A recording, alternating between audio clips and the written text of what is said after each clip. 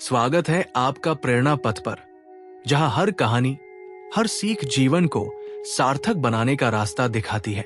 आज हम श्री कृष्ण के ज्ञान से अपने मन को प्रेरित करेंगे। तैयार है?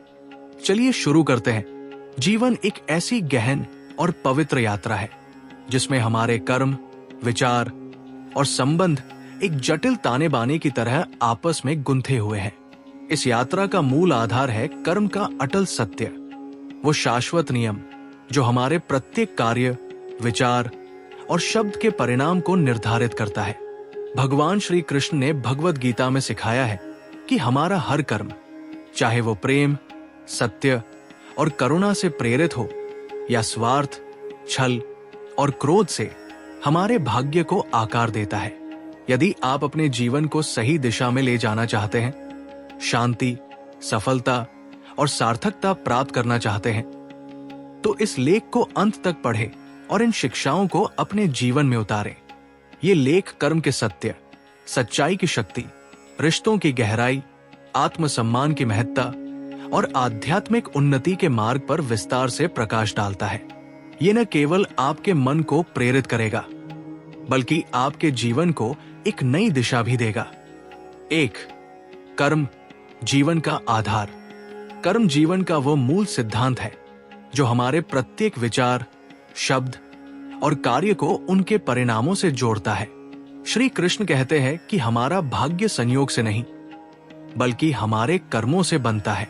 अच्छे कर्म जो निस्वार्थ सेवा, सत्य और करुणा से प्रेरित हो, शांति और समृद्धि का मार्ग प्रशस्त करते हैं।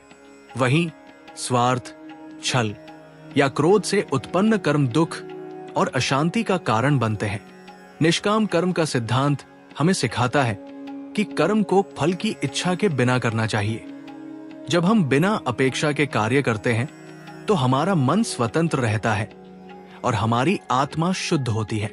उदाहरण के लिए, जब हम किसी की सहायता करते हैं, तो हमें यह नहीं सोचना चाहिए कि बदले में हमें क्या मिलेगा। सच्ची सेवा वही है जो बिना किसी शर्त के की जाए। लेकिन यदि सेवा में अपेक्षाएं जुड़ जाएं, तो वो बोझ बन जाती है। जैसे एक पेड़ अपनी छाया और फल बिना किसी अपेक्षा के देता है, वैसे ही हमें भी अपने कर्मों को निस्वार्थ भाव से करना चाहिए। जीवन में कर्म ही हमारी सबसे बड़ी पूंजी है। धन, संपत्ति या शारीरिक सौंदर्य क्षणिक है, लेकिन हमारे कर्मों का प्रभाव अनंत होता है। इसलिए हमें अपने प्रत्येक कार्य को सोच समझकर करना चाहिए, क्योंकि हर कर्म का फल हमें अवश्य प्राप्त होता है। जैसे सूरज की पहली किरण अंधकार को मिटा देती है, वैसे ही निष्कलंक हृदय जीवन के तमाम संकटों को समाप्त कर सकता है। कर्मों की परीक्षा हर किसी की होती है, लेकिन जो निष्काम भाव से कर्म करता है, वही सच्चा साधक है। श्री कृष्ण कहते हैं कि कर्म का फल ईश्वर के हाथ में है, लेकिन कर्म करना हमारे हाथ में है। इसलिए हमें अपने कर्मों को शुद्ध और सच्चा रखना चाहिए। जब हम सत्य और धर्म के मार्ग पर चलते हैं, तो हमारी किस्मत स्वयं हमारे सामने सिर झुका देती है। कर्म का यह सिद्धांत हमें यह भी सिखाता है कि हमारी हर गलती और हर सही निर्णय का प्रभाव हमारे जीवन पर पड़ता है। जैसे चाणक्य ने चंद्रगुप्त को सिखाया था कि एक छोटा सा कार्य भी यदि सही दिशा में किया जाए तो बड़े परिवर्तन ला सकता है, वैसे ही हमें अपने छोटे छोटे कर्मों को भी महत्व देना चाहिए। प्रत्येक कर्म, चाहे वो कितना ही छोटा क्यों न हो, हमारे भाग्य की कहानी लिखता है। 2. सत्य जीवन का प्रकाश। सत्य जीवन का वह प्रकाश है जो हमें अंधेरे से निकालता है। श्री कृष्ण कहते हैं कि सत्य बोलने वाले को अक्सर गलत समझा जाता है, क्योंकि सत्य का सामना करने की शक्ति हर किसी में नहीं होती। फिर भी सत्य ही वो मार्ग है जो हमें शांति और सम्मान की ओर ले जाता है। सत्य बोलना कठिन हो सकता है, लेकिन उसका परिणाम हमेशा कल्याणकारी होता है। जैसे करेला कड़वा होता है, फिर भी उसकी औषधीय गुणवत्ता कम नहीं होती, वैसे ही सत्य कठोर लग सकता है, परंतु वो जीवन को सुधारता है। हमें अपनी वाणी में सत्य और मधुरता का संतुलन बनाना चाहिए, क्योंकि शब्दों में वो शक्ति होती है जो रिश्तों को बना भी सकती है और बिगाड़ भी सकती है। श्री कृष्ण कहते हैं कि वाणी की मधुरता और सच्चाई ही मनुष्य का वास्तविक आभूषण है। शब्दों का चयन सोच समझ कर करें, क्योंकि वे संबंधों को संवार भी सकते हैं और बिगाड़ भी सकते हैं। एक बार बोले गए शब्द वापस नहीं लिए जा सकते, इसलिए हमें अपनी वाणी को संयमित और सत्यनिष्ठ रखना चाहिए। सत्य का मार्ग चुनने का अर्थ है अपने चरित्र को मजबूत करना। बाहरी चमक दमक चाहे कितनी भी आकर्षक हो, यदि भीतर का व्यक्ति सत्य, प्रेम और करुणा से शून्य है तो वो केवल दिखावा है। सुंदर चेहरा बनाने में कुछ मिनट लगते हैं, लेकिन सुंदर चरित्र बनाने में पूरा जीवन लग जाता है। इसलिए हमें अपने चरित्र को सुंदर बनाने में जीवन समर्पित करना चाहिए। सत्य की राह कठिन हो सकती है, लेकिन उसका परिणाम सदैव कल्याणकारी होता है। जो सत्य के साथ चलता है वो अंततः शांति और सम्मान प्राप्त करता है। श्री कृष्ण कहते हैं कि सत्य बोलने वाले को लोग गलत समझ सकते हैं, लेकिन सत्य का सामना करने की शक्ति हर किसी में नहीं होती। इसलिए हमें सत्य के मार्ग पर अडिग रहना चाहिए, चाहे कितनी भी कठिनाइयां आए। जैसे एक दीपक की लौ छोटी होती है, फिर भी वो अंधेरे को मिटा देती है, वैसे ही सत्य की छोटी सी चिंगारी भी जीवन के अंधेरे को दूर कर सकती है। 3. रिश्ते, प्रेम और विश्वास की नींव। रिश्ते जीवन की सबसे बड़ी दौलत है। श्री कृष्ण कहते हैं कि रिश्ते ताकत से नहीं, बल्कि प्रेम और विश्वास से निभाए जाते हैं। सच्चे रिश्ते वही हैं जो सुख और दुख दोनों में साथ निभाएं। जो लोग सुख में साथ होते हैं वे हमेशा सच्चे साथी नहीं होते। सच्चा साथी वही है जो अंधेरे में भी आपका हाथ थामे रखे। जैसे पहिए और धुरी एक गाड़ी को चलाते हैं, वैसे ही प्रेम और विश्वास रिश्तों को जीवंत बनाते हैं। रिश्तों में विश्वास सबसे महत्वपूर्ण है। जब कोई तीसरा व्यक्ति रिश्ते में प्रवेश करता है तो फर्क पड़ता ही है। इसलिए हमें अपने संबंधों में विश्वास बनाए रखना चाहिए, लेकिन मोह में अंधे नहीं होना चाहिए। रिश्तों को संभालना उन लोगों के लिए कठिन होता है जो उन्हें सच्चे दिल से निभाना चाहते हैं। जिनके लिए रिश्तों का कोई मूल्य नहीं, उनके लिए यह प्रश्न ही नहीं उठता। कभी कभी रिश्ते गलतफहमियों, नफरत, उपेक्षा या अहंकार का शिकार हो जाते हैं। यदि कोई रिश्ता मूल्यवान है तो उसे सहेजना सीखें, न कि छोड़ना। लेकिन यदि कोई रिश्ता बार बार आपको अपमानित करता है तो उसे छोड़ देना ही बुद्धिमानी है। आत्मसम्मान से बड़ा कोई रिश्ता नहीं होता। जैसे एक पेड़ अपनी जड़ों से मजबूत होता है, वैसे ही रिश्ते विश्वास और सम्मान की जड़ों से मजबूत होते हैं। रिश्तों की गहराई समय और परख से मापी जाती है। श्री कृष्ण कहते हैं कि सच्चे रिश्ते वही हैं जो प्रेम और विश्वास पर आधारित हो। जो लोग आपके सुख में तो साथ होते हैं, लेकिन दुख में आपको अकेला छोड़ देते हैं, वे सच्चे साथी नहीं हैं। सच्चा साथी वही है जो आपकी अनुपस्थिति में भी आपका सम्मान करता है। रिश्तों में समय देना सबसे कीमती उपहार है। तकलीफ के समय जो व्यक्ति सबसे पहले याद आए, वही आपके जीवन का सबसे महत्वपूर्ण इंसान है। हमें अपने रिश्तों को संभाल कर रखना चाहिए, क्योंकि कभी कभी मजबूत हाथों से पकड़ी हुई उंगलियां भी छूट जाती है। रिश्ते प्रेम और विश्वास से निभाए जाते हैं, न कि ताकत या दिखावे से। 4. आत्मसम्मान, जीवन की सबसे बड़ी शक्ति। आत्मसम्मान जीवन की सबसे बड़ी पूंजी है। श्री कृष्ण कहते हैं कि जो व्यक्ति अपने आत्मसम्मान को बनाए रखता है वही सच्चा विजेता होता है। हमें न किसी की नजरों में झुकना चाहिए, न किसी के कदमों में गिरना चाहिए। स्वाभिमान के साथ जीना ही सच्चा जीवन है। जैसे चाणक्य ने अपमान को अपनी शक्ति में बदला और चंद्रगुप्त को एक साम्राज्य का निर्माता बनाया, वैसे ही हमें भी अपने आत्मसम्मान को अपनी सबसे बड़ी ताकत बनाना चाहिए। कई बार लोग हमें कमजोर समझते हैं क्योंकि हम सरल या विनम्र होते हैं, लेकिन सरलता कमजोरी नहीं बल्कि संस्कार है। सच्ची ताकत वही है जो धैर्य और शांति में निहित होती है। यदि कोई आपकी कद्र नहीं करता तो इसका अर्थ है कि आप गलत जगह पर हैं। अपनी जगह बदले, अपनी सोच बदले और अपने आत्मसम्मान को सर्वोपरि रखें। जब कोई आपका अपमान करता है तो शांत रहना सबसे बड़ा उत्तर होता है। लेकिन इसका अर्थ ये नहीं कि आप हर बार चुप रहें। अपनी आवाज को पहचानें, अपने आत्मसम्मान की रक्षा करें। जो लोग आपकी अनुपस्थिति में भी आपका सम्मान करते हैं, वही सच्चे लोग हैं।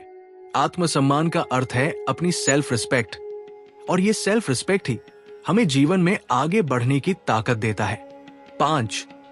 धैर्य और प्रेम, जीवन का सार। जीवन में धैर्य और प्रेम दो ऐसी शक्तियां हैं जो हमें हर परिस्थिति में मजबूत बनाती है। श्री कृष्ण कहते हैं कि धैर्य ही सबसे बड़ी शक्ति है। जो व्यक्ति धैर्य रखता है वो अंत में विजेता बनता है। समय बहरा होता है, वो किसी की पुकार नहीं सुनता, लेकिन कर्मों का न्याय अवश्य करता है। इसलिए हर क्षण को पूर्णता से जिए, प्रेम से भरें और सत्य के मार्ग पर चलें। प्रेम वो शक्ति है जो रिश्तों को जीवंत रखती है। सच्चा प्रेम वही है जो बिना शर्त के हो, जो आत्मसम्मान को बढ़ाए न कि उसे कम करे। लेकिन प्रेम में इतना भी समर्पण न करें कि आप खुद को खो दें। प्रेम और आत्मसम्मान का संतुलन बनाए रखना जरूरी है। जैसे एक संत ने गांव वालों को सिखाया था कि जीवन का उत्सव प्रेम और कृतज्ञता में है, वैसे ही हमें भी अपने जीवन को प्रेम और धैर्य से भरना चाहिए। 6. कठिनाइयां, शक्ति का स्रोत। जीवन में कठिनाइयां अपरिहार्य है। भगवान श्री कृष्ण कहते हैं कि कठिनाइयां हमें तोड़ने के लिए नहीं, बल्कि हमें मजबूत बनाने के लिए आती है। जैसे सोना आग में तपकर और हथौड़े की चोट सहकर ही शुद्ध और चमकदार बनता है, वैसे ही हमारा जीवन भी कठिनाइयों की भट्ठी में तपकर निखरता है। जब कोई आपके रास्ते में बाधा डालता है तो घबराए नहीं। ये वही लोग हैं जो आपको ऊंची छलांग लगाना सिखाते हैं। हर कठिनाई एक सबक है। जो व्यक्ति अपनी गलतियों से सीखता है वही आगे बढ़ता है। असफलता से डरने के बजाय उसे अपनी शक्ति को निखारने का अवसर माने। श्री कृष्ण ने अर्जुन को युद्ध के मैदान में सिखाया था कि डर और हिचकिचाहट से मुक्ति तभी मिलती है जब हम अपने कर्तव्य का सामना साहस के साथ करते हैं। उसी तरह जीवन की हर चुनौती हमें ये सिखाती है कि हमारी असली ताकत हमारी इच्छा शक्ति और धैर्य में निहित है। कठिनाइयों का सामना करने के लिए साहस और धैर्य की आवश्यकता होती है। एक छोटा सा किस्सा याद आता है।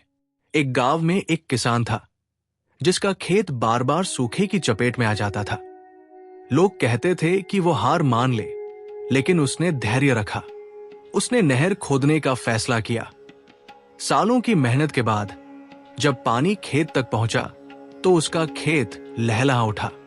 ये धैर्य और मेहनत ही थी जिसने उसकी किस्मत बदल दी। ठीक वैसे ही हमारे जीवन में भी कठिनाइयां हमें धैर्य और साहस सिखाती है।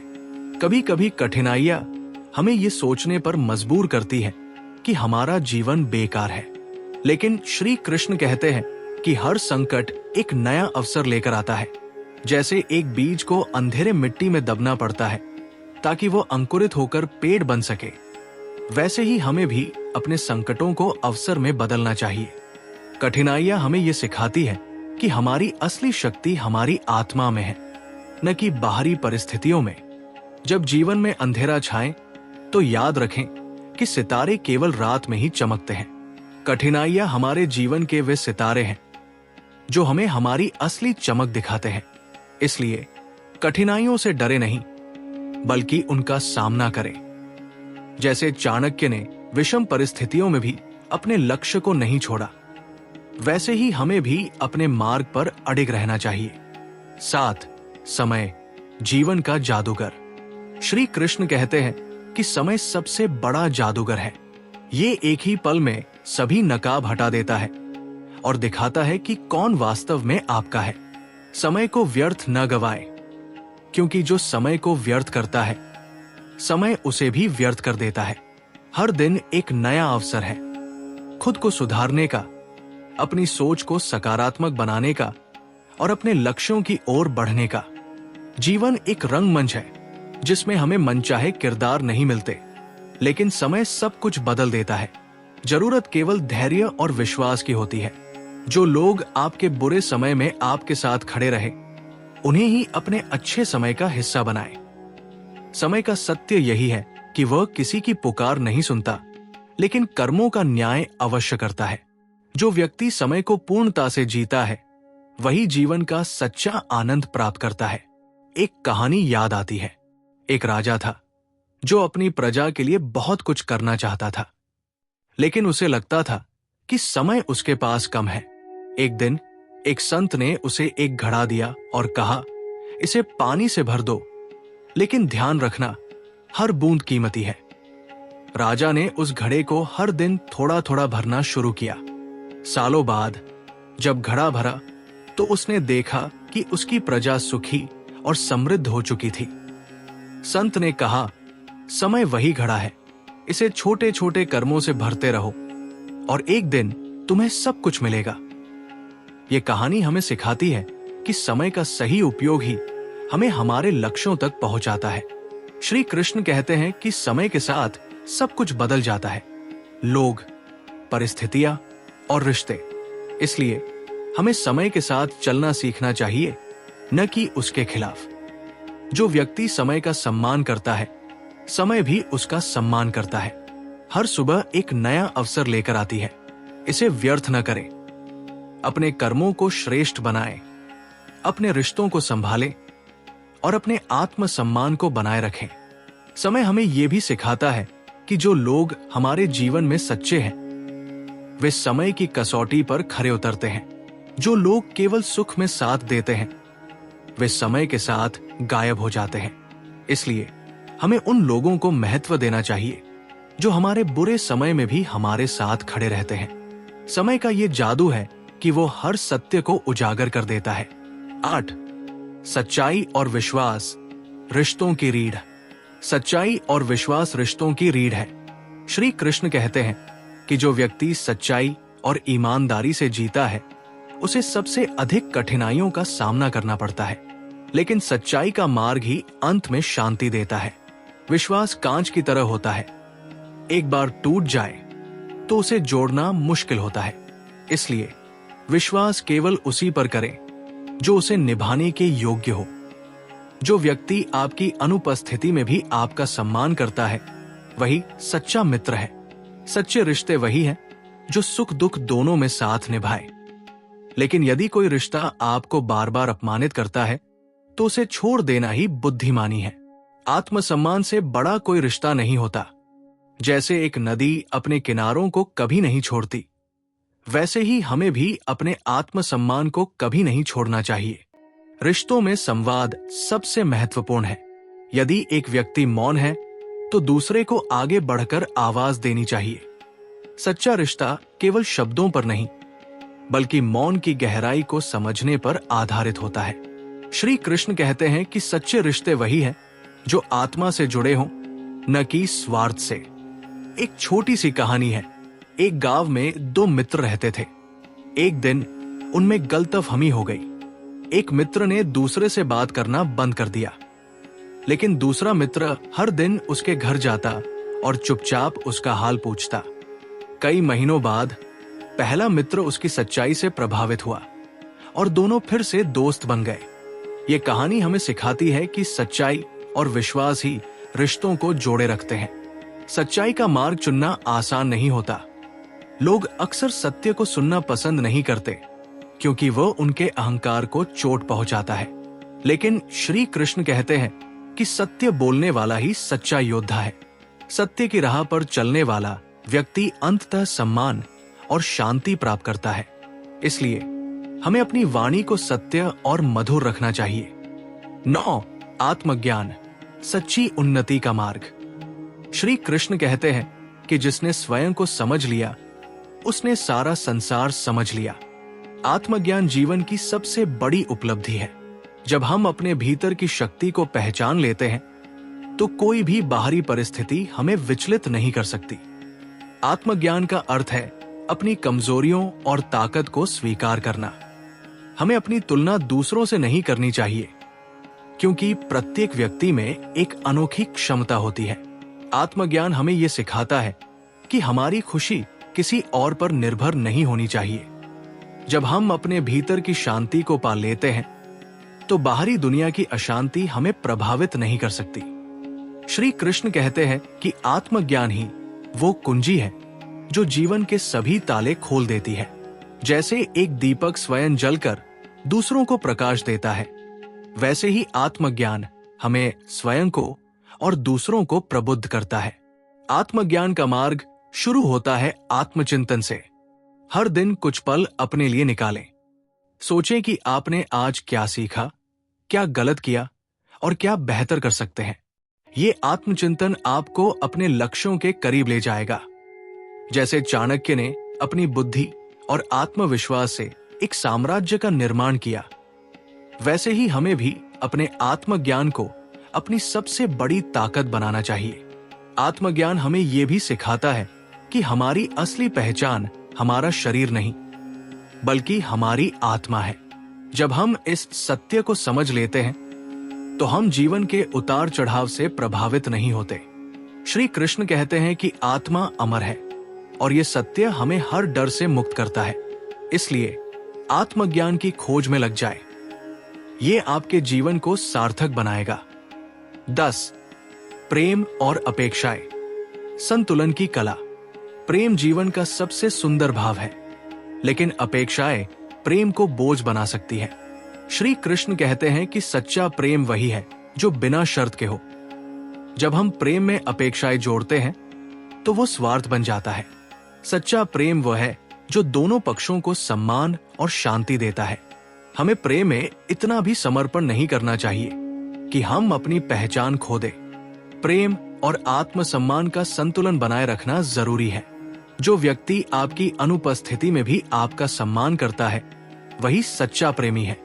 प्रेम में धैर्य सबसे महत्वपूर्ण है। श्री कृष्ण कहते हैं कि सच्चा प्रेम समय के साथ परिपक्व होता है। ये कभी हारता नहीं, बल्कि हर परिस्थिति में संबल प्रदान करता है। एक कहानी है, एक युवक और युवती एक दूसरे से बहुत प्रेम करते थे, लेकिन युवती की अपेक्षाएं बढ़ती गई। वो चाहती थी कि युवक हर समय उसकी बात माने। धीरे धीरे युवक ने अपनी पहचान खो दी। एक दिन उसने श्री कृष्ण की मूर्ति के सामने प्रार्थना की।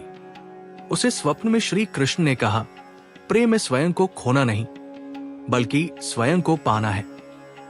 युवक ने अपनी अपेक्षाओं को कम किया और अपने आत्मसम्मान को बनाए रखा।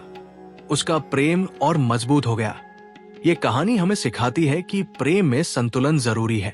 प्रेम का अर्थ है दूसरों की खुशी में खुशी ढूंढना, लेकिन इसका ये मतलब नहीं कि हम अपनी खुशी को भूल जाएं।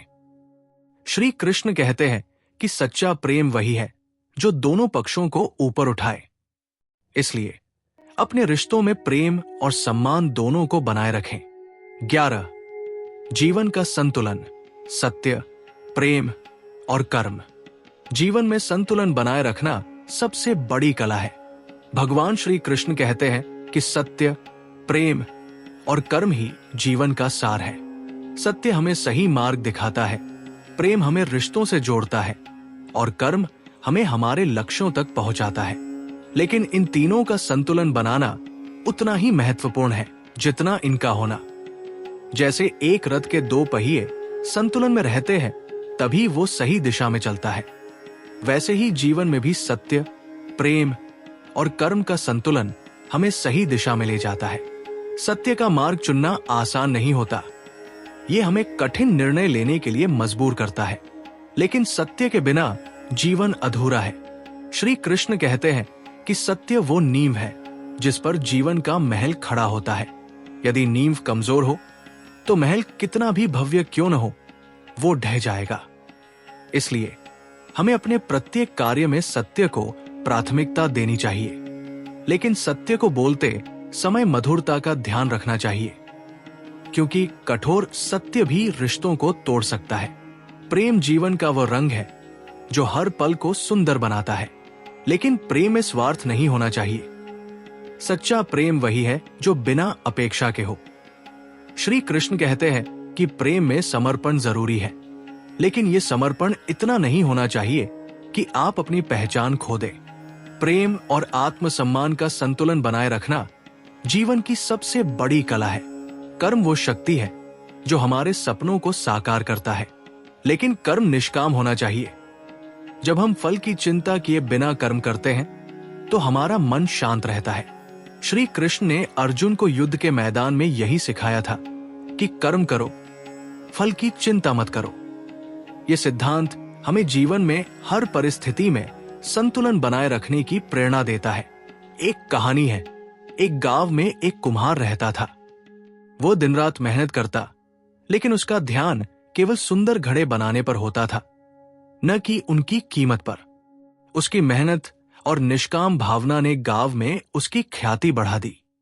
लोग उसके घड़ों को नहीं, बल्कि उसके प्रेम और समर्पण को खरीदते थे। ये कहानी हमें सिखाती है कि जब हम अपने कर्मों में सत्य और प्रेम का समावेश करते हैं तो जीवन अपने आप संतुलित हो जाता है। जीवन का संतुलन बनाए रखने के लिए हमें अपनी प्राथमिकताओं को समझना होगा। क्या महत्वपूर्ण है, धन, प्रसिद्धि या आत्मिक शांति? श्री कृष्ण कहते हैं कि जो व्यक्ति अपनी आत्मा को संतुष्ट रखता है वही सच्चा सुख प्राप्त करता है।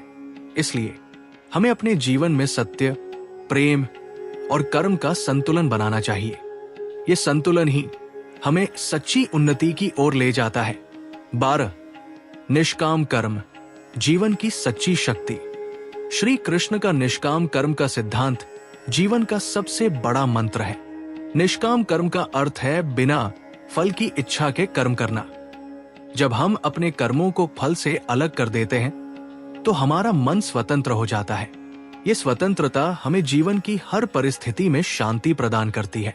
जैसे एक नदी अपने मार्ग में बिना रुके बहती रहती है, वैसे ही हमें भी अपने कर्मों को बिना अपेक्षा के करते रहना चाहिए। निष्काम कर्म का अर्थ ये नहीं कि हमें अपने लक्ष्यों को छोड़ देना चाहिए, बल्कि इसका अर्थ है कि हमें अपने कर्मों पर ध्यान देना चाहिए, न कि उनके परिणामों पर। श्री कृष्ण कहते हैं कि कर्म करना हमारे हाथ में है, लेकिन फल देना ईश्वर के हाथ में है। इसलिए हमें अपने कर्मों को पूर्ण निष्ठा और समर्पण के साथ करना चाहिए। एक छोटी सी कहानी है। एक साधु जंगल में रहता था। वो हर दिन एक पेड़ के नीचे ध्यान करता और गांव वालों की मदद करता। उसने कभी किसी से कुछ नहीं मांगा। एक दिन एक धनी व्यक्ति ने उससे पूछा, आप इतनी मेहनत करते हैं लेकिन बदले में कुछ नहीं मांगते, क्यों? साधु ने मुस्कुराकर कहा, मेरा कर्म ही मेरा धन है। मैं जो करता हूं वो मेरे लिए सुख है। उस साधु की ये बात गांव में फैल गई और लोग उसका सम्मान करने लगे। ये कहानी हमें सिखाती है कि निष्काम कर्म ही सच्ची शक्ति है। निष्काम कर्म हमें यह भी सिखाता है कि हमें अपनी गलतियों से डरना नहीं चाहिए। हर गलती एक सबक है। जैसे चाणक्य ने अपनी गलतियों से सीखकर एक साम्राज्य का निर्माण किया, वैसे ही हमें भी अपनी गलतियों को सुधारने का अवसर मानना चाहिए। निष्काम कर्म का मार्ग हमें जीवन में हर परिस्थिति में शांत और संतुलित रखता है। हमें अपने कर्मों को श्रेष्ठ बनाने के लिए निरंतर प्रयास करना चाहिए। श्री कृष्ण कहते हैं कि कर्म ही पूजा है। जब हम अपने कर्मों को पूर्ण निष्ठा के साथ करते हैं तो वो ईश्वर की भक्ति बन जाता है। इसलिए अपने प्रत्येक कार्य को पूजा की तरह करें। ये निष्काम कर्म का सिद्धांत ही हमें जीवन की सच्ची उन्नति की ओर ले जाता है। 13. आध्यात्मिक उन्नति, आत्मा का जागरण। आध्यात्मिक उन्नति जीवन का सबसे बड़ा लक्ष्य है। श्री कृष्ण कहते हैं कि जिसने अपनी आत्मा को जागृत कर लिया उसने जीवन का सच्चा सुख प्राप्त कर लिया। आध्यात्मिक उन्नति का अर्थ है अपने भीतर की शक्ति को पहचानना और उसे जीवन के हर क्षेत्र में उपयोग करना। ये एक ऐसी यात्रा है जो हमें बाहरी दुनिया की अशांति से मुक्त करती है और भीतर की शांति की ओर ले जाती है। आध्यात्मिक उन्नति का पहला कदम है आत्मचिंतन। हर दिन कुछ समय अपने लिए निकालें। सोचें कि आपने आज क्या किया, क्या सही था और क्या गलत। ये आत्मचिंतन आपको अपनी कमजोरियों और ताकत को समझने में मदद करता है। श्री कृष्ण कहते हैं कि जो व्यक्ति स्वयं को समझ लेता है वो संसार को समझ लेता है। आध्यात्मिक उन्नति का दूसरा कदम है ध्यान। ध्यान हमें अपने मन को शांत करने और अपनी आत्मा से जुड़ने की शक्ति देता है। जैसे एक दीपक की लौ स्थिर होने पर ही प्रकाश देती है, वैसे ही हमारा मन भी शांत होने पर ही सच्चा ज्ञान देता है। ध्यान के माध्यम से हम अपने भीतर की शांति को पा सकते हैं। एक कहानी है, एक युवक श्री कृष्ण के मंदिर में गया और बोला, मुझे शांति चाहिए। पुजारी ने उसे एक दीपक दिया और कहा, इसे जलाए रखो, लेकिन हवा से बचाना। युवक ने कोशिश की, लेकिन हवा की वजह से दीपक बार बार बुझ जाता। अंत में उसने दीपक को एक कोने में रखा जहां हवा नहीं थी। दीपक जलता रहा। पुजारी ने कहा, तुम्हारा मन भी इस दीपक की तरह है, इसे बाहरी हवाओं से बचाओ और ये शांति देगा। ये कहानी हमें सिखाती है कि आध्यात्मिक उन्नति के लिए हमें अपने मन को बाहरी अशांति से बचाना होगा। आध्यात्मिक उन्नति का तीसरा कदम है सेवा। श्री कृष्ण कहते हैं कि दूसरों की सेवा करना ही सच्ची भक्ति है। जब हम निस्वार्थ भाव से दूसरों की मदद करते हैं तो हमारी आत्मा शुद्ध होती है। सेवा हमें यह सिखाती है कि सच्चा सुख दूसरों की खुशी में है, इसलिए हमें अपने जीवन में सेवा को स्थान देना चाहिए।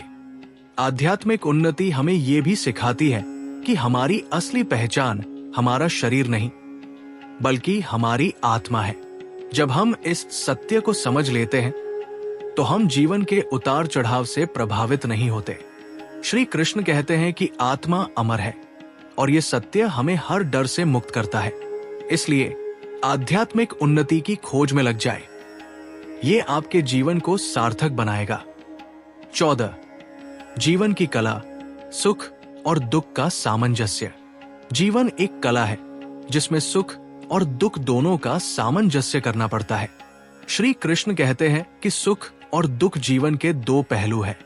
जैसे दिन और रात एक दूसरे के पूरक हैं, वैसे ही सुख और दुख भी एक दूसरे के बिना अधूरे हैं। जो व्यक्ति सुख में अहंकार नहीं करता और दुख में हार नहीं मानता, वही सच्चा योद्धा है। सुख हमें जीवन का आनंद देता है, लेकिन दुख हमें जीवन का सबक सिखाता है। श्री कृष्ण कहते हैं कि दुख वो गुरु है जो हमें धैर्य, सहनशीलता और साहस सिखाता है। इसलिए हमें दुख से डरना नहीं चाहिए, बल्कि उसे एक अवसर के रूप में देखना चाहिए। जैसे एक मूर्तिकार पत्थर को काटकर उसे सुंदर मूर्ति में बदल देता है, वैसे ही दुख हमारे जीवन को निखारता है। एक कहानी है, एक गांव में एक बूढ़ा व्यक्ति रहता था। वो हमेशा हंसता रहता था, चाहे सुख हो या दुख। लोग उससे पूछते, आप हमेशा खुश कैसे रहते हैं? उसने जवाब दिया, मैंने सीख लिया है कि सुख और दुख दोनों आते जाते हैं, मैं केवल अपने कर्मों पर ध्यान देता हूं। यह कहानी हमें सिखाती है कि जीवन की कला सुख और दुख के बीच संतुलन बनाना है। श्री कृष्ण कहते हैं कि जीवन में सुख और दुख को समान भाव से देखना चाहिए। जब हम सुख में अहंकार नहीं करते और दुख में निराश नहीं होते, तो हमारा मन शांत रहता है। ये शांति ही जीवन का सच्चा सुख है। इसलिए हमें अपने जीवन को एक कला की तरह जीना चाहिए, जिसमें हर रंग, सुख, दुख, प्रेम और कर्म का अपना महत्व हो। 15. विश्वास और क्षमा रिश्तों का आधार। विश्वास और क्षमा रिश्तों के दो मजबूत स्तंभ हैं। श्री कृष्ण कहते हैं कि विश्वास के बिना कोई रिश्ता टिक नहीं सकता। विश्वास वह पुल है जो दो दिलों को जोड़ता है, लेकिन जब यह पुल टूटता है तो उसे जोड़ने के लिए क्षमा की आवश्यकता होती है। क्षमा वो शक्ति है जो रिश्तों को नया जीवन देती है। विश्वास बनाना आसान नहीं होता। ये समय, समर्पण और सच्चाई से बनता है, लेकिन इसे तोड़ने में एक पल भी नहीं लगता। इसलिए हमें अपने रिश्तों में विश्वास को बनाए रखने के लिए सावधान रहना चाहिए।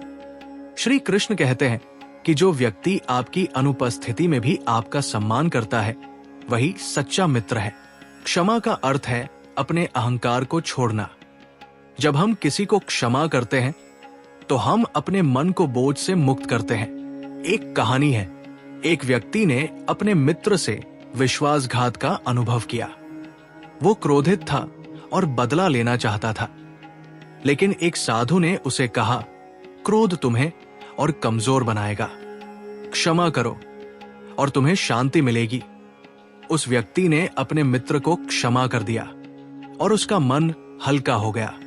ये कहानी हमें सिखाती है कि क्षमा करना कमजोरी नहीं बल्कि शक्ति है। श्री कृष्ण कहते हैं कि क्षमा वो गुण है जो हमें ईश्वर के करीब ले जाता है। जब हम दूसरों को क्षमा करते हैं तो हम अपनी आत्मा को शुद्ध करते हैं। इसलिए हमें अपने रिश्तों में विश्वास और क्षमा दोनों को स्थान देना चाहिए। ये दोनों ही रिश्तों को मजबूत बनाते हैं। 16 श्री कृष्ण की शिक्षाओं का व्यावहारिक अनुप्रयोग। भगवान श्री कृष्ण की शिक्षाएं केवल सैद्धांतिक नहीं बल्कि व्यावहारिक भी है। भगवत गीता में दी गई उनकी शिक्षाएं हमें जीवन के हर क्षेत्र में मार्गदर्शन करती है, चाहे वो व्यक्तिगत जीवन हो, पारिवारिक रिश्ते हो या सामाजिक जिम्मेदारियां। श्री कृष्ण कहते हैं कि जीवन एक युद्ध क्षेत्र है और हम सभी अर्जुन की तरह अपने कर्तव्यों का सामना करते हैं। उनकी शिक्षाओं को अपने दैनिक जीवन में लागू करके हम न केवल अपने जीवन को सार्थक बना सकते हैं बल्कि दूसरों के लिए भी प्रेरणा बन सकते हैं। कर्मयोग, कर्तव्य का पालन। श्री कृष्ण का कर्मयोग हमें सिखाता है कि हमें अपने कर्तव्यों का पालन बिना किसी अपेक्षा के करना चाहिए। चाहे आप एक छात्र हो, कर्मचारी हो या गृहस्थ, आपका हर कार्य एक कर्तव्य है। उदाहरण के लिए, एक मां अपने बच्चों की देखभाल करती है, न कि इसलिए कि उसे कुछ मिलेगा बल्कि इसलिए कि ये उसका कर्तव्य है। इसी तरह हमें अपने कार्यस्थल पर, परिवार में और समाज में अपने कर्तव्यों को पूर्ण निष्ठा के साथ निभाना चाहिए। व्यावहारिक रूप से कर्मयोग को अपनाने के लिए हमें अपने कार्य को पूजा की तरह करना चाहिए। हर सुबह अपने दिन की शुरुआत ये सोचकर करें कि आज का प्रत्येक कार्य ईश्वर को समर्पित है। इससे आपका मन शांत रहेगा और आप अपने कार्य में अधिक एकाग्रता ला सकेंगे। श्री कृष्ण कहते हैं कि कर्म ही पूजा है। जब हम अपने कार्य को इस भाव से करते हैं तो वो न केवल हमें सुख देता है बल्कि हमारी आत्मा को भी शुद्ध करता है। संयम और आत्मनियंत्रण। श्री कृष्ण कहते हैं कि मनुष्य का सबसे बड़ा शत्रु उसका असंयमित मन है। आधुनिक जीवन में हम अक्सर क्रोध, लालच और मोह के वशीभूत हो जाते हैं, लेकिन आत्मनियंत्रण के बिना हम अपने लक्ष्यों को प्राप्त नहीं कर सकते। व्यावहारिक रूप से आत्मनियंत्रण को बढ़ाने के लिए हमें छोटे छोटे कदम उठाने चाहिए।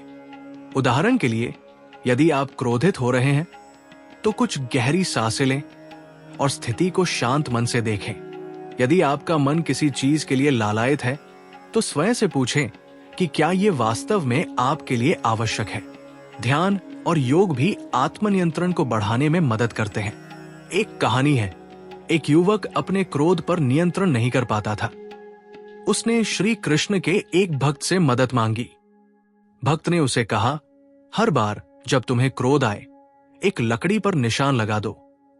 कुछ दिनों बाद युवक ने देखा कि लकड़ी निशानों से भर गई।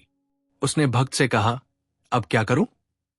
भक्त ने जवाब दिया, अब हर बार जब तुम क्रोध को नियंत्रित कर लो, एक निशान हटा दो। धीरे धीरे युवक ने अपने क्रोध पर काबू पा लिया। यह कहानी हमें सिखाती है कि आत्मनियंत्रण धीरे धीरे अभ्यास से आता है। दूसरों की सेवा। श्री कृष्ण कहते हैं कि दूसरों की सेवा करना ही सच्ची भक्ति है। व्यावहारिक रूप से हमें अपने दैनिक जीवन में छोटे छोटे तरीकों से दूसरों की मदद करनी चाहिए। उदाहरण के लिए, अपने सहकर्मी की मदद करना, पड़ोसी के लिए समय निकालना या किसी जरूरतमंद को भोजन देना। ये छोटे कार्य न केवल दूसरों के जीवन को बेहतर बनाते हैं बल्कि हमारी आत्मा को भी शुद्ध करते हैं। एक बार एक गांव में सूखा पड़ गया। एक धनी व्यक्ति ने अपने धन से गांव वालों के लिए भोजन की व्यवस्था की। उसने कभी इसका दिखावा नहीं किया। गांव वालों ने उसका सम्मान किया और उसे गांव का भगवान कहा। यह कहानी हमें सिखाती है कि निस्वार्थ सेवा ही सच्ची भक्ति है। श्री कृष्ण कहते हैं कि जो दूसरों की सेवा करता है वो मेरे हृदय के सबसे करीब होता है। 16.4 सकारात्मक सोच। श्री कृष्ण की शिक्षाएं हमें सकारात्मक सोच की शक्ति सिखाती है। जीवन में कई बार ऐसी परिस्थितियां आती हैं जो हमें निराश करती है, लेकिन श्री कृष्ण कहते हैं कि हर परिस्थिति में कुछ न कुछ अच्छा छिपा होता है। व्यावहारिक रूप से सकारात्मक सोच को अपनाने के लिए हमें अपने दृष्टिकोण को बदलना होगा। उदाहरण के लिए, यदि आपको नौकरी में असफलता मिलती है तो इसे अंत नहीं बल्कि एक नई शुरुआत माने। हर रात सोने से पहले अपने दिन की 3 अच्छी बातें लिखें। ये अभ्यास आपको जीवन में सकारात्मकता ढूंढने की आदत डालेगा। श्री कृष्ण कहते हैं कि जो व्यक्ति हर परिस्थिति में आशा रखता है वही सच्चा योद्धा है। जैसे चाणक्य ने विषम परिस्थितियों में भी हार नहीं मानी और एक साम्राज्य का निर्माण किया, वैसे ही हमें भी सकारात्मक सोच के साथ आगे बढ़ना चाहिए। 17. आत्मसम्मान जीवन की आधारशिला। आत्मसम्मान जीवन की वो आधारशिला है जिसके बिना कोई भी व्यक्ति सच्ची उन्नति नहीं कर सकता। श्री कृष्ण कहते हैं कि जो व्यक्ति अपने आत्मसम्मान को बनाए रखता है वही सच्चा विजेता होता है। आत्मसम्मान का अर्थ है अपनी पहचान को समझना और उसे हर परिस्थिति में बनाए रखना। ये न तो अहंकार है और न ही हठ, बल्कि ये वो शक्ति है जो हमें अपने मूल्यों और सिद्धांतों पर अडिग रखती है। कई बार लोग हमें कमजोर समझते हैं क्योंकि हम सरल या विनम्र होते हैं, लेकिन श्री कृष्ण कहते हैं कि सरलता कमजोरी नहीं बल्कि संस्कार है। सच्ची ताकत वह है जो धैर्य और शांति में निहित होती है। यदि कोई आपकी कद्र नहीं करता तो इसका अर्थ है कि आप गलत जगह पर हैं। अपनी जगह बदले, अपनी सोच बदले और अपने आत्मसम्मान को सर्वोपरि रखें। एक कहानी है, एक गांव में एक युवक रहता था जो बहुत प्रतिभाशाली था, लेकिन गांव वाले उसका मजाक उड़ाते थे क्योंकि वो गरीब था। उसने कभी अपने आत्मसम्मान को नहीं छोड़ा। वो मेहनत करता रहा और एक दिन एक बड़ा विद्वान बन गया। गांव वाले उसका सम्मान करने लगे। ये कहानी हमें सिखाती है कि आत्मसम्मान वो शक्ति है जो हमें हर परिस्थिति में आगे बढ़ने की प्रेरणा देती है। आत्मसम्मान का अर्थ है अपनी गलतियों को स्वीकार करना और उनसे सीखना। श्री कृष्ण कहते हैं कि जो व्यक्ति अपनी कमजोरियों को समझता है वही सच्चा योद्धा है। हमें अपनी गलतियों से डरना नहीं चाहिए बल्कि उन्हें सुधारने का प्रयास करना चाहिए। आत्मसम्मान हमें यह सिखाता है कि हमारी असली पहचान हमारा चरित्र है, न कि हमारी बाहरी उपलब्धियां। आत्मसम्मान बनाए रखने के लिए हमें अपने सिद्धांतों पर अडिग रहना चाहिए। जैसे चाणक्य ने अपने आत्मसम्मान को कभी नहीं छोड़ा और अपमान का जवाब अपनी बुद्धि और कर्म से दिया, वैसे ही हमें भी अपने आत्मसम्मान को अपनी सबसे बड़ी ताकत बनाना चाहिए। श्री कृष्ण कहते हैं कि आत्मसम्मान वो दीपक है जो अंधेरे में भी हमें रास्ता दिखाता है। 18. आध्यात्मिक मुक्ति जीवन का अंतिम लक्ष्य। आध्यात्मिक मुक्ति जीवन का अंतिम लक्ष्य है। श्री कृष्ण कहते हैं कि जो व्यक्ति अपनी आत्मा को बंधनों से मुक्त कर लेता है वही सच्चा सुख प्राप्त करता है। आध्यात्मिक मुक्ति का अर्थ है मोह, लालच और अहंकार से मुक्त होना। ये एक ऐसी अवस्था है जिसमें हमारा मन शांत और हमारी आत्मा ईश्वर से जुड़ जाती है। आध्यात्मिक मुक्ति का मार्ग शुरू होता है आत्म जागरण से।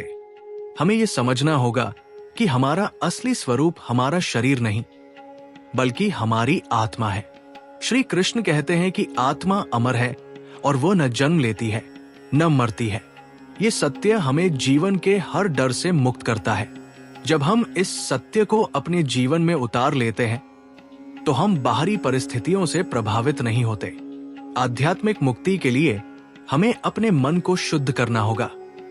ये शुद्धि ध्यान, सेवा और सत्य के माध्यम से आती है। एक कहानी है, एक साधु हर दिन गंगा के किनारे ध्यान करता था। एक दिन एक व्यक्ति ने उससे पूछा, आपको यहाँ क्या मिलता है?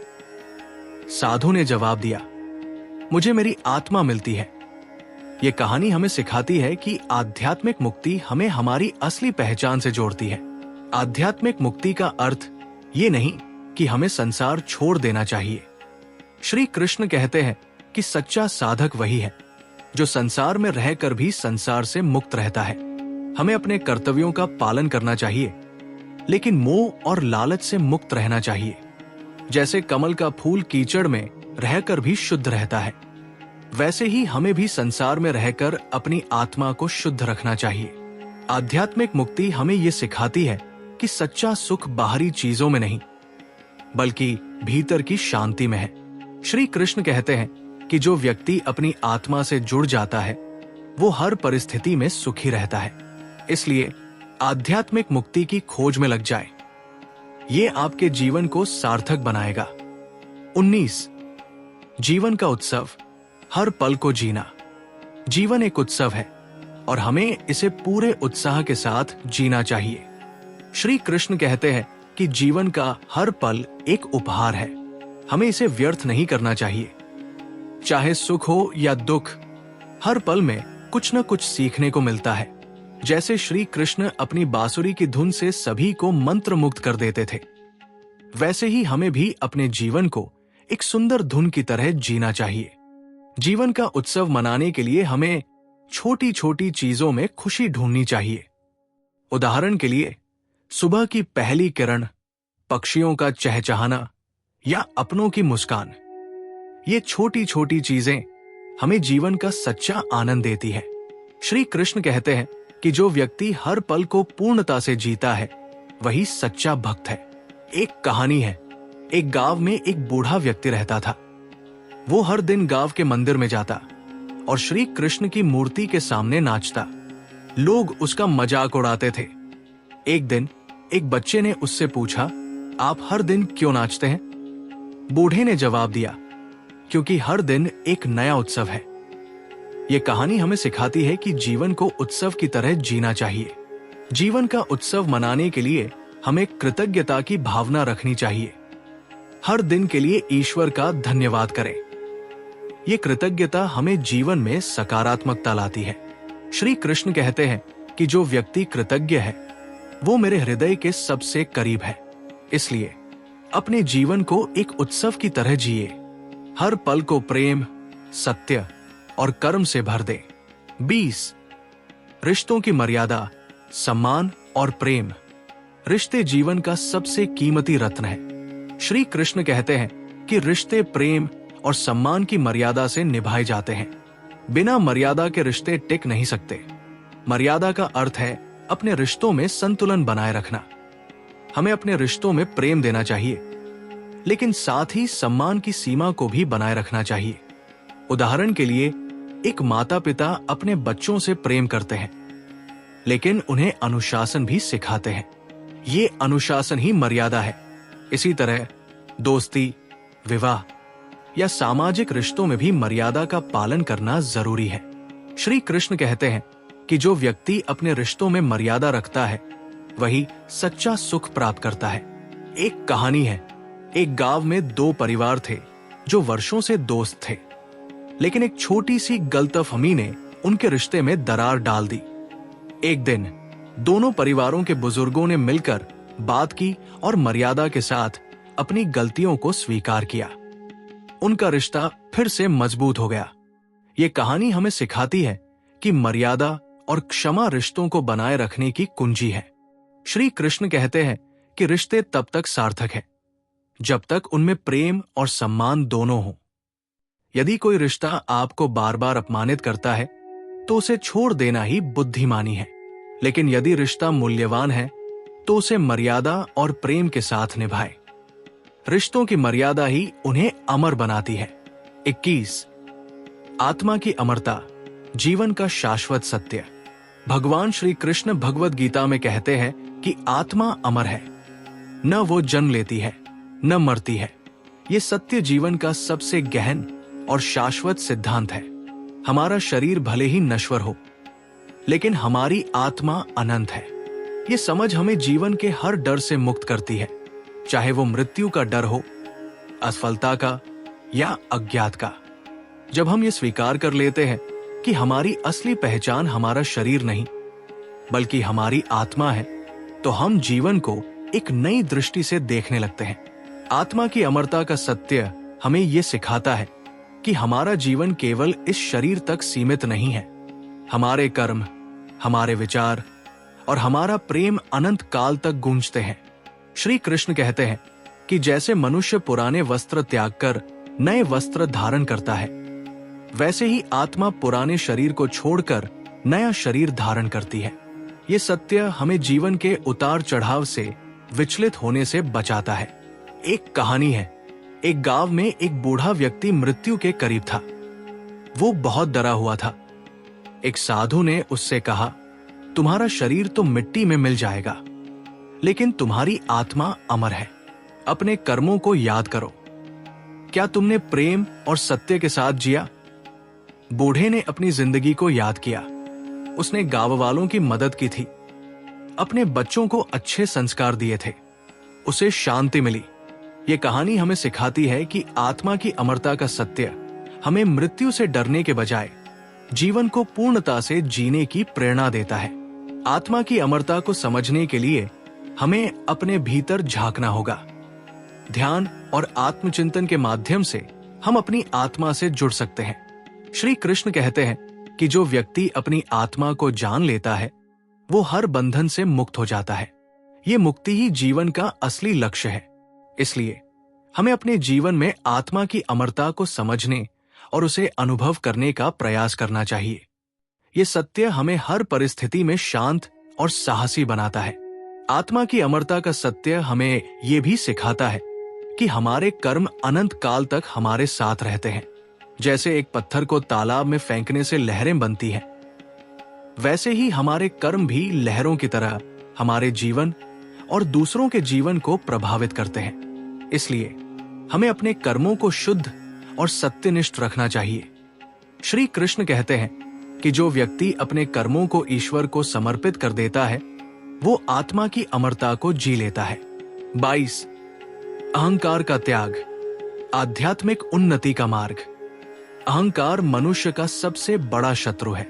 श्री कृष्ण कहते हैं कि अहंकार वो अंधेरा है जो हमें सत्य और प्रेम से दूर ले जाता है।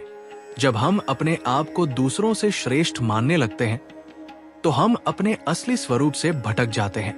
अहंकार हमें रिश्तों में दरार डालता है, हमारे कर्मों को दूषित करता है और हमारी आत्मा को बंधनों में जकड़ लेता है। अहंकार का त्याग आध्यात्मिक उन्नति का पहला कदम है। श्री कृष्ण कहते हैं कि जो व्यक्ति अपने अहंकार को छोड़ देता है, वही सच्चा भक्त है। अहंकार का त्याग करने का अर्थ है ये स्वीकार करना कि हम सब एक ही परमात्मा का हिस्सा है। जब हम ये समझ लेते हैं कि हर प्राणी में वही ईश्वर बसता है, तो हमारा अहंकार स्वतः ही गायब हो जाता है। एक कहानी है। एक विद्वान पंडित को अपने ज्ञान पर बहुत घमंड था। वो हर किसी को नीचा दिखाता था। एक दिन वो एक नदी पार करने के लिए एक नाविक के पास गया। नाविक ने उससे पूछा, तुमने कितना पढ़ा है? पंडित ने अपनी विद्या का बखान किया। नाविक ने कहा, लेकिन तुमने तैरना तो नहीं सीखा। तभी नाव डगमगाई और पंडित डर गया। नाविक ने उसे बचाया और कहा, ज्ञान तब तक बेकार है जब तक वो तुम्हें विनम्र न बनाए। ये कहानी हमें सिखाती है कि अहंकार हमें कमजोर बनाता है, जबकि विनम्रता हमें मजबूत। अहंकार का त्याग करने के लिए हमें विनम्रता का अभ्यास करना चाहिए। दूसरों की बात सुने, उनकी भावनाओं का सम्मान करें और अपनी गलतियों को स्वीकार करें। श्री कृष्ण कहते हैं कि विनम्रता ही सच्ची शक्ति है। जैसे चाणक्य ने अपने अहंकार को नियंत्रित रखकर एक साम्राज्य का निर्माण किया, वैसे ही हमें भी अपने अहंकार को नियंत्रित करना चाहिए। अहंकार का त्याग हमें रिश्तों में भी शांति देता है। जब हम दूसरों को अपने से श्रेष्ठ नहीं मानते, तो हमारे रिश्ते प्रेम और विश्वास से भर जाते हैं। श्री कृष्ण कहते हैं कि जो व्यक्ति अहंकार से मुक्त है, वो मेरे हृदय के सबसे करीब है। इसलिए अपने जीवन से अहंकार को हटाएं और विनम्रता को अपनाएं। ये आध्यात्मिक उन्नति का सच्चा मार्ग है। 23. दैनिक आध्यात्मिक अभ्यास, जीवन को संशोधित करने की कुंजी। आध्यात्मिक जीवन जीना कोई एक दिन का कार्य नहीं है। ये एक निरंतर अभ्यास है जो हमारे दैनिक जीवन में शामिल होना चाहिए। श्री कृष्ण कहते हैं कि जो व्यक्ति अपने प्रत्येक कार्य को ईश्वर को समर्पित करता है, वो सच्चा योगी है। दैनिक आध्यात्मिक अभ्यास हमें हमारे लक्ष्य की ओर ले जाता है और हमारे मन को शांति देता है। सुबह का ध्यान। हर सुबह कुछ समय ध्यान के लिए निकालें। यह ध्यान आपके मन को शांत करता है और आपको दिन के लिए ऊर्जा देता है। ध्यान में श्री कृष्ण का नाम जपें, उनकी मूर्ति या चित्र के सामने बैठें और अपने मन को एकाग्र करें। यदि आपका मन भटकता है तो उसे बार बार वापस लाएं। श्री कृष्ण कहते हैं कि ध्यान वह योग है जो हमें आत्मा से जोड़ता है। कर्म को पूजा बनाएं। अपने दैनिक कार्यों को पूजा की तरह करें। चाहे आप खाना बना रहे हों, पढ़ाई कर रहे हों या कार्यस्थल पर काम कर रहे हों, हर कार्य को श्री कृष्ण को समर्पित करें। यह भावना आपके कर्मों को शुद्ध करेगा और आपको निष्काम कर्म का अनुभव कराएगा। एक कहानी है, एक गृहिणी हर दिन खाना बनाते समय श्री कृष्ण का भजन गुनगुनाती थी। उसका खाना इतना स्वादिष्ट होता था कि लोग कहते थे कि इसमें ईश्वर का आशीर्वाद है। ये कहानी हमें सिखाती है कि कर्म को पूजा बनाने से जीवन में शांति मिलती है। कृतज्ञता का अभ्यास। हर दिन के अंत में अपने जीवन के लिए कृतज्ञता व्यक्त करें। एक डायरी में लिखें कि आज किन किन बातों के लिए आप आभारी हैं। यह हो सकता है आपके परिवार का प्यार, एक अच्छा भोजन या एक नया अवसर। कृतज्ञता का यह अभ्यास आपके मन को सकारात्मक बनाएगा। श्री कृष्ण कहते हैं कि जो व्यक्ति कृतज्ञ है वो मेरे हृदय के सबसे करीब है। दूसरों की सेवा। दिन में कम से कम एक ऐसा कार्य करें जो दूसरों के लिए हो। यह हो सकता है किसी की मदद करना, किसी को प्रेरित करना या किसी को मुस्कान देना। श्री कृष्ण कहते हैं कि दूसरों की सेवा करना ही सच्ची भक्ति है।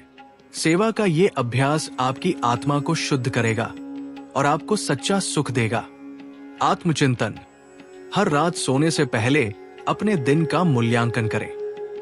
सोचें कि आपने आज क्या सही किया और क्या गलत।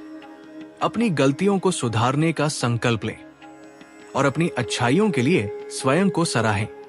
ये आत्मचिंतन आपको अपने लक्ष्यों के करीब ले जाएगा।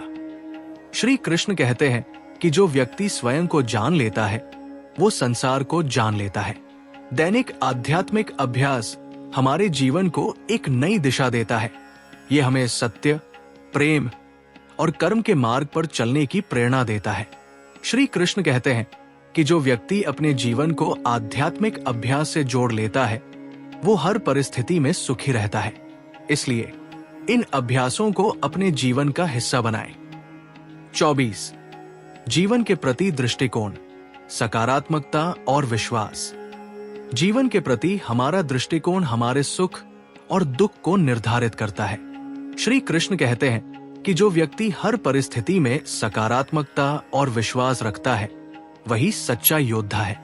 सकारात्मक दृष्टिकोण हमें कठिनाइयों का सामना करने की शक्ति देता है और हमारे जीवन को आनंदमय बनाता है। सकारात्मक दृष्टिकोण अपनाने के लिए हमें अपने विचारों पर नियंत्रण रखना होगा। नकारात्मक विचारों को पहचानें और उन्हें सकारात्मक विचारों से बदलें। उदाहरण के लिए, यदि आपको लगता है कि मैं ये नहीं कर सकता, तो इसे बदल कर कहें, मैं इसे सीख लूंगा। ये छोटा सा बदलाव आपके जीवन में बड़ा अंतर ला सकता है।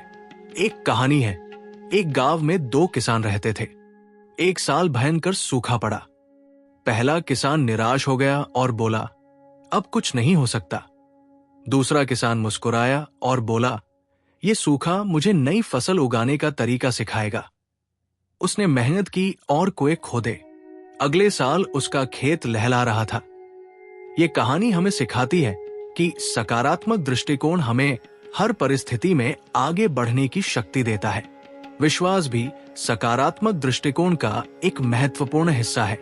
श्री कृष्ण कहते हैं कि जो व्यक्ति स्वयं पर और ईश्वर पर विश्वास रखता है वो कभी हार नहीं मानता। विश्वास हमें यह सिखाता है कि हर अंधेरी रात के बाद एक नया सवेरा आता है। इसलिए अपने जीवन में विश्वास को बनाए रखें। जैसे चाणक्य ने अपने विश्वास और बुद्धि से असंभव को संभव किया, वैसे ही हमें भी अपने विश्वास को अपनी ताकत बनाना चाहिए। सकारात्मक दृष्टिकोण और विश्वास हमें रिश्तों में भी मदद करते हैं। जब हम दूसरों के प्रति सकारात्मक रहते हैं तो हमारे रिश्ते मजबूत होते हैं। श्री कृष्ण कहते हैं कि सकारात्मकता वो बीज है जो प्रेम और विश्वास का पेड़ उगाता है।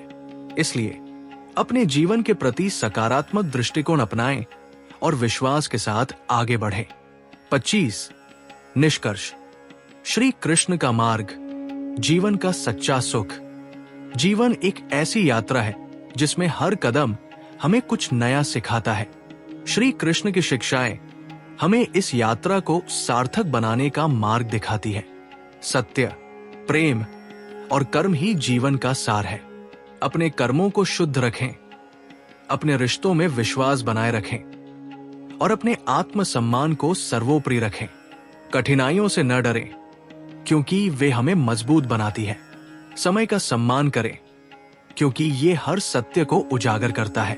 श्री कृष्ण कहते हैं कि जीवन का सच्चा सुख बाहरी चीजों में नहीं बल्कि भीतर की शांति में है। जब हम अपनी आत्मा से जुड़ जाते हैं तो हम हर परिस्थिति में सुखी रहते हैं। ये शांति हमें निष्काम कर्म, सत्य और प्रेम के मार्ग पर चलकर मिलती है। जीवन एक रंगमंच है जिसमें हमें विभिन्न किरदार निभाने पड़ते हैं, लेकिन हमें ये कभी नहीं भूलना चाहिए कि हमारा असली किरदार हमारा चरित्र है। सच्चाई, प्रेम और धैर्य के साथ जीना ही सच्चा जीवन है।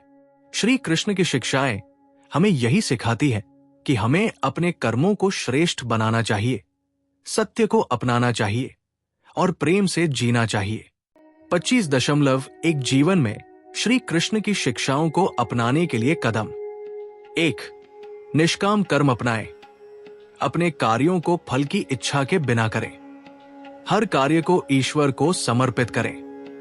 2 सत्य का मार्ग चुनें। अपनी वाणी और कर्मों में सत्य को स्थान दें। सत्य बोले लेकिन मधुरता के साथ। 3 रिश्तों को संभालें। अपने रिश्तों में प्रेम, विश्वास और मर्यादा बनाए रखें। क्षमा और संवाद को अपनाएं। 4 आत्मसम्मान बनाए रखें। अपनी पहचान को कभी न छोड़ें। सरलता को अपनी शक्ति बनाएं। 5 धैर्य और विश्वास रखें। कठिनाइयों में धैर्य और सकारात्मकता बनाए रखें। ईश्वर और स्वयं पर विश्वास करें। 6 आध्यात्मिक अभ्यास करें। ध्यान, सेवा और आत्मचिंतन को अपने दैनिक जीवन का हिस्सा बनाएं। 7 कृतज्ञता व्यक्त करें। हर दिन के लिए ईश्वर का धन्यवाद करें। छोटी छोटी चीजों में खुशी ढूंढें। 8 अहंकार का त्याग करें। विनम्रता अपनाएं और सभी प्राणियों में ईश्वर को देखें। 9 जीवन को उत्सव बनाएं। हर पल को प्रेम, सत्य और कर्म से भर दे। जीवन को पूर्णता से जिए। 10 आत्मा की खोज करें। अपनी आत्मा की अमरता को समझें और आध्यात्मिक मुक्ति की ओर बढ़े। 25.2 अंतिम संदेश। राधे राधे। श्री कृष्ण का मार्ग सत्य, प्रेम और कर्म का मार्ग है। ये मार्ग हमें जीवन के हर क्षेत्र में मार्गदर्शन देता है। चाहे आप किसी भी परिस्थिति में हो, श्री कृष्ण की शिक्षाएं आपको सही दिशा दिखाएंगी। अपने कर्मों को श्रेष्ठ बनाएं, अपने रिश्तों को प्रेम से सींचें और अपनी आत्मा को शुद्ध रखें। जीवन एक सुंदर यात्रा है और श्री कृष्ण इस यात्रा के सबसे बड़े मार्गदर्शक हैं। उनकी शिक्षाओं को अपने जीवन में उतारें और अपने जीवन को सार्थक बनाएं। हर पल को श्री कृष्ण के प्रेम और सत्य के साथ जिए। राधे राधे। तो दोस्तों, आज की ये सीख हमें सिखाती है कि सत्य और कर्म ही जीवन का आधार है। अगर आपको ये वीडियो पसंद आया तो लाइक करें, शेयर करें और प्रेरणा पथ को सब्सक्राइब करना न भूलें। फिर मिलेंगे एक नई प्रेरणा के साथ। राधे राधे।